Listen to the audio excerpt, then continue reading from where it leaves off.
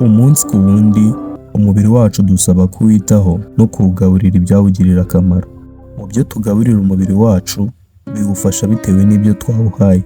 Mu byo umubiri wacu ukenera kugira ngo twe ikiremwamuntu tube tumeze neza, harimo intungamubiri tugaburira. Izo ntungamubiri tuzikura ahantu hagiye hatandukanye. Abe mu byo twariye twavuga nk'ibiryo, imbuto n'ibindi dushobora kuba twarya, ndetse no mu byo tunywa harimo nk'amazi, amata n'ibindi byo kunywa dushobora kuba twafata. Imbuto ni ingenzi cyane mu buzima bwacu bwa buri munsi. Uyu munsi tugiye kwibanda ku mumaro wo kurya urubuto rw'inkeri bifitiye umubiri wacu mu buzima bwa buri munsi. Muraho, ni Yambi Santi Angel, mbahaye ikaze mu kiganiro Itara ry'Ubumenyi. Ubundi mu busanzwe inkeri ni utubuto duto dutukura cyane, turyohera kandi duhumura neza. Twera ku gihingwa gifite indabo z'umweru. Inkeri zibamo amoko agiye atandukanye. Hari ubwoko bwa blueberry na raspberry ndetse n'ubusanzwe iri rusange ya strawberry. Ikindi kandi inkeri ziba mu bwoko bw'imbuto zifite utubuto duto twinshi. Imbuto z'inkeri zera cyane mu bice bibamo ubukonje. Urubuto rw'inkeri ruba rutukura cyane iyo ruhiye neza. Inkeri zishobora kuribwa zonyine cyangwa se zigakoreshwa mu bundi buryo, mu mata, umutobe, ice cream cyangwa zigakoreshwa muri keke. Inkeri zikoreshwa nanone mu gukora imibavu, bombo zitandukanye, utuvuta two ku munwa tuzwi nka rabero n'ibindi byinshi zifashishwamo. Reka nkubwire akamaro ko kurya inkeri ku buzima bwacu bwa buri munsi. Inkeri zongerera umubiri wacu imbaraga. Ubushakashatsi bwerekanye ko muri grama 100 z'inkeri habamo kalori 32 zifite ibinure bike cyane, zihwanye na 0.3 by'amagarama.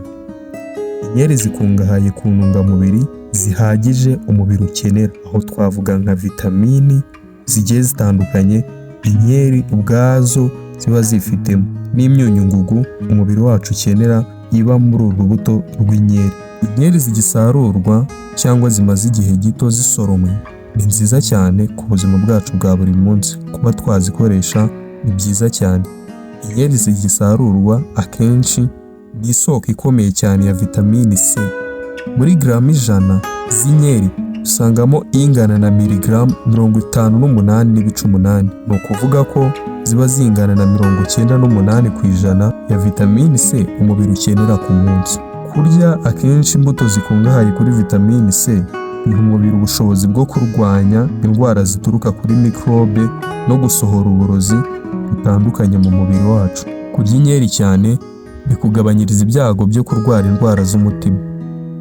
Bigabanya amavuta mabi ya cholesterol mu maraso ndetse na cholesterol yose mu mubiri.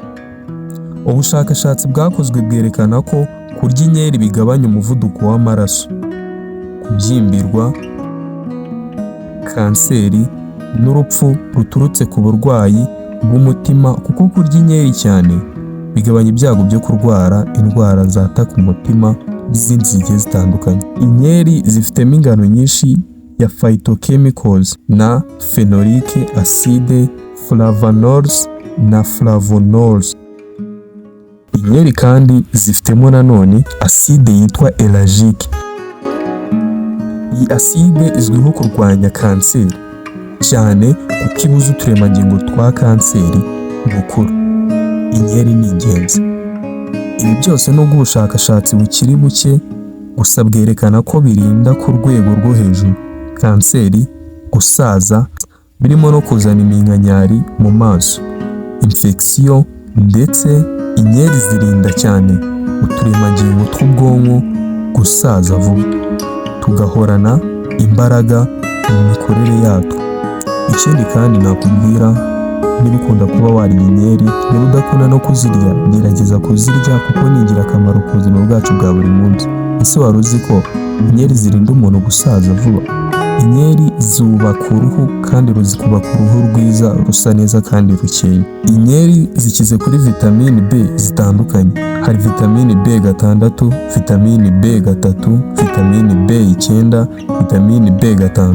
Izi zose zifasha mu mikorere y'umubiri kuko zifitemo intungamubiri no gutanga imbaraga, gukora ibinure n'andi masukari agiye atandukanye.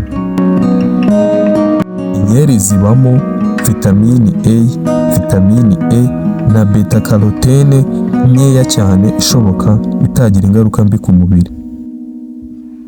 Byose bifasha mu kurinda umubiri uburozi butuma umubiri usaza cyangwa uhura n'uburwayi bushobora kuba bwaba bubi ku buzima bwawe bwa buri munsi.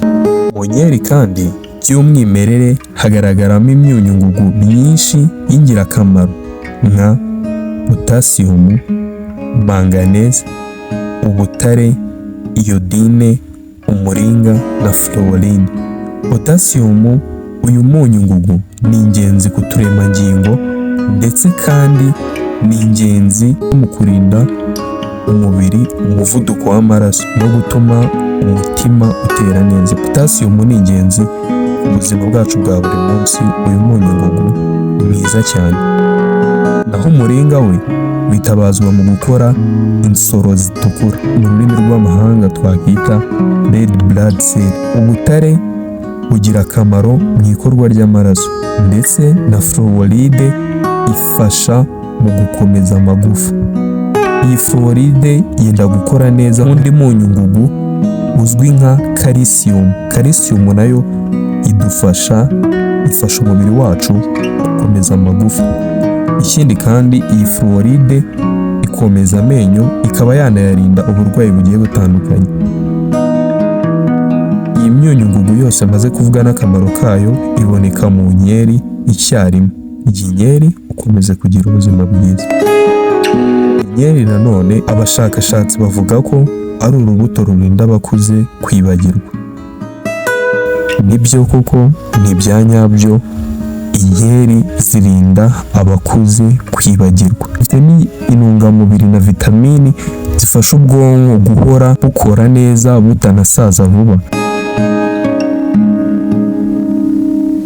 Icyitondero, inkeri zishobora gutera allergie ku mubiri ikomeye ku bantu bamwe na bamwe, ntabwo ari bose. Ibimenyetso bikunda kugaragara cyane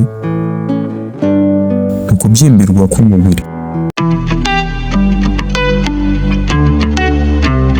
Wakoze kubana nanjye ndi Intore Mumfura Silent Fire Toma na Billion African Black Dreamer Boy and John Speaker Boy alone to make a load of Tokaras Jimus Pamufita antagonist. Nitwa Yambi Santi Angel. Hug life was I am alone.